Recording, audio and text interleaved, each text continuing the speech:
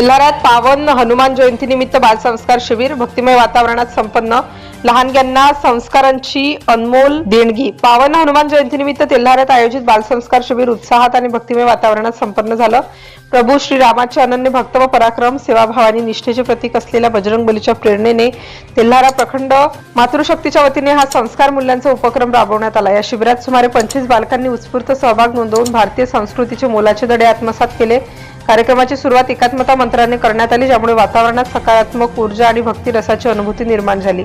मातृशक्ती संयोजिका मयुरी देशमुख यांनी प्रस्तावनेतून शिबिरामागील उद्देश स्पष्ट करत बालवयात संस्कारांची पेरणी किती आवश्यक आहे हे अधोरेखित केलं।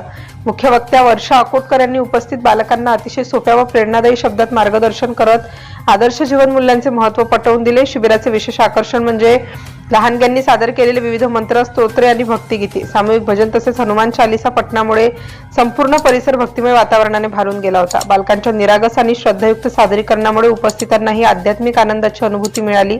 तसेच बालकांच्या सुप्त गुणांना वाव मिळावा यासाठी विविध सृजनशील उपक्रमांचे आयोजन करण्यात आले। या उपक्रमामुळे मुलांमध्ये आत्मविश्वास, शिस्त, सहकार्याची भावना आणि संस्कृती प्रति आदरभाव विकसित होत असल्याचे दिसून आले। या शिबिराच्या यशस्वी आयोजनासाठी सहसंयोजिका वंदना देशमुख, सत्संग प्रमुख सुनीता देशमुख, बालसंस्कार प्रमुख भारती देशमुख यांच्यासह विद्या बोडखे, पूजा देशमुख, रेखा देशमुख आणि सुनंदा देशमुख यांनी विशेष परिश्रम घेतले। कार्यक्रमाचा समारोप भारती देशमुख यांच्या आभार प्रदर्शनाने करण्यात आला।